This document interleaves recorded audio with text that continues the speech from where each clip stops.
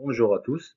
Après avoir présenté les objectifs de montage des dents dans la première vidéo de cette série, nous allons maintenant passer à l'étape de préparation des modèles, aussi les règles de montage des dents, et enfin, on va parler sur le choix des dents. Donc, on commence par faire le tracé des repères sur le modèle supérieur. Premièrement, on va tracer l'axe de symétrie passant par la papille incisive et par un point postérieur situé à égale distance entre les deux fossettes palatines. Ensuite, on a la deuxième et troisième ligne parallèles entre eux et perpendiculaires par rapport à l'axe de symétrie.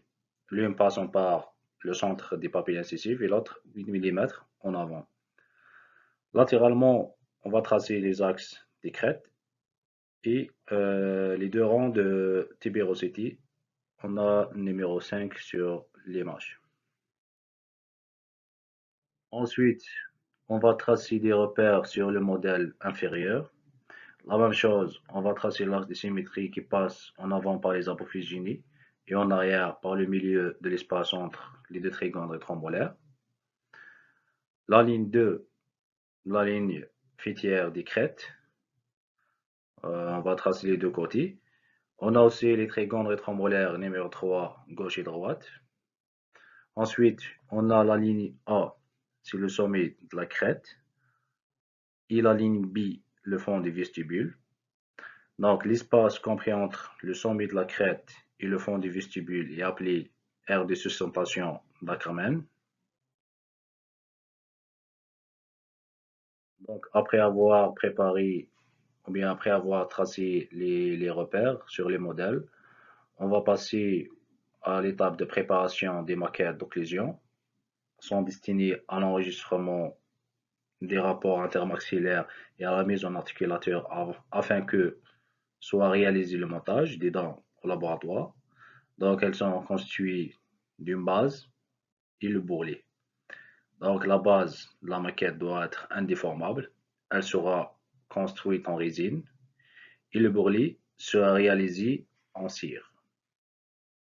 Donc, après avoir tracé les repères sur les deux modèles supérieur et inférieur et préparé les plaques bases en résine sur les deux modèles supérieur et inférieur avec leur bourrelet en cire, on va transférer l'occlusion de la bouche du patient, l'occlusion du patient, sur un articulateur pour commencer le montage des dents artificielles. Ensuite, on a les règles de montage sur les dents maxillaires. On a l'incisive centrale située 6 à 7 mm au centre de la papille interincisive pour soutenir la lèvre supérieure et recouvrir les dents inférieures. Donc son grand axe est parallèle à la ligne médiane et son bord libre est en contact avec le plan d'occlusion prothétique. Donc, un petit rappel sur le plan d'occlusion prothétique, c'est le plan idéal selon lequel les deux arcades artificielles doivent se rencontrer. On a l'incisive latérale, son bord libre est au-dessus de POP de 2 mm. La canine supérieure, son point au contact avec le POP. On a aussi la première et la deuxième prémolaire supérieure. Elles sont perpendiculaires au plan d'occlusion prothétique et en contact cuspide avec le POP. On a la première molaire supérieure, sa cuspide mésio-palatine est en contact avec le POP. Par contre, la deuxième molaire supérieure, aucune cuspide ne doit toucher le POP. Pour les dents mandibulaires, on a l'incisive centrale et inclinée de 10 degrés dans le sens lingo-vestibulaire. Il n'y a aucun contact avec la lèvre inférieure. La même chose avec l'incisive latérale, elle est parallèle au central inférieur. Et la même inclinaison des degrés de sens lingo-vestibulaire pour la canine inférieure sur le même plan que l'incisive centrale et l'incisive latérale inférieure. Elle est inclinée de 10 degrés à 15 dans le sens mésio-distal.